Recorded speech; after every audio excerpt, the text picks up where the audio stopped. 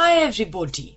ABC team presents a project Tворческая кухня, and today we intend to tell you how to make a full Scottish breakfast. A full Scottish breakfast is similar in principle to full English breakfast. The differences are in a couple of the component parts, which are unique to Scotland. The principal drawback with traditional English or Scottish breakfasts is they are very often cooked using lard, that means pig fat. A full Scottish breakfast is very much like a full English breakfast, and it will vary not only from region to region but depending upon the preferences of the cook or the diners.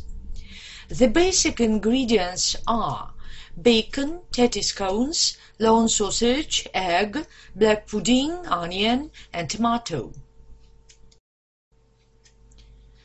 To prepare a full Scottish breakfast, you will require food ingredients, 2 frying pans, one of which at least should be fairly large, a small bowl or a cup, and a little sunflower or vegetable oil in each pan.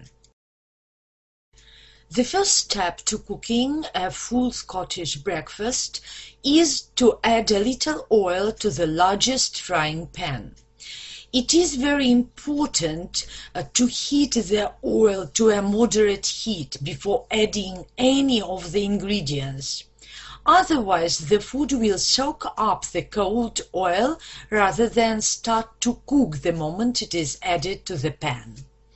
As the lawn sausage and the black pudding will take longest to cook, they should be added to the pan first. Both of these items are sliced from larger blocks, so their thickness will vary and thus their required cooking time. On average, they will take about 3 minutes to cook each side. When the lawn sausage and black pudding have been turned, the bacon or rashers should be added to the frying pan. The tomato should be halved and also added, flesh side down. The bacon should be turned after about a minute to a minute and a half. Very often onions will be served as part of a full Scottish breakfast. But the onions should be slightly cooked, and therefore you can add them to the pan briefly only after the bacon has been turned. If the bacon shows signs of becoming overcooked during frying, it can be placed on top of the sausage and black pudding, where it will gradually stop cooking but be kept warm. The egg frying process should be started just before the bacon is added to the first frying pan.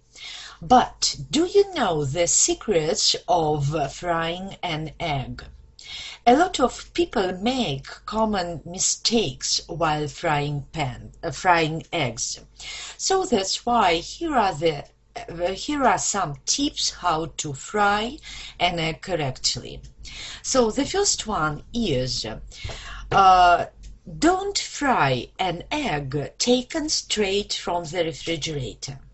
The second tip is do not put too much oil in the frying pan. The next one, the third tip is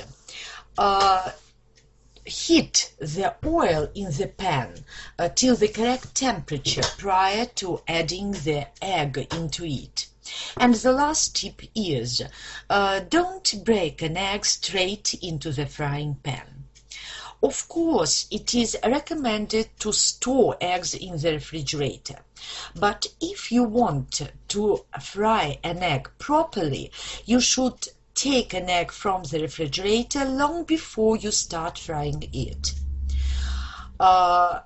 Then it is very important to add only a little oil to the pan in which the egg is to be fried. Otherwise, the liquid egg will simply spread out into the excessive liquid rather than immediately begin to cook. It is very good to break an egg into the cup before you start frying it, in order to eliminate the risks of shell getting into the pan, or to ensure best final presentation. And of course, the very important thing is the egg should simply be left alone. There is no need to tilt the pan and splash an excess of oil and grease over the top of the egg. When the egg can be seen to have started to cook and is no longer in significant danger of losing its shape, the heat should be reduced under the frying pan to prevent the egg cooking unevenly and becoming overcooked underneath while the yolk remains raw. Tete scones can be prepared from scratch to be served as part of a full Scottish breakfast. It is far more common for them to be made in advance or purchased in advance and simply reheated. The tete scone should be added to the pan just after the egg and fried for a minute or so aside until the egg is ready.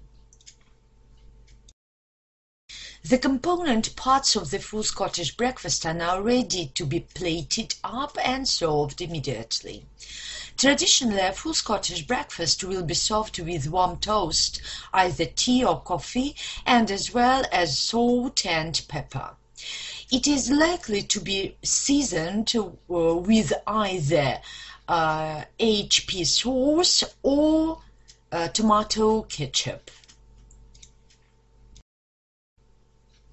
A full Scottish breakfast is ready. Help yourself.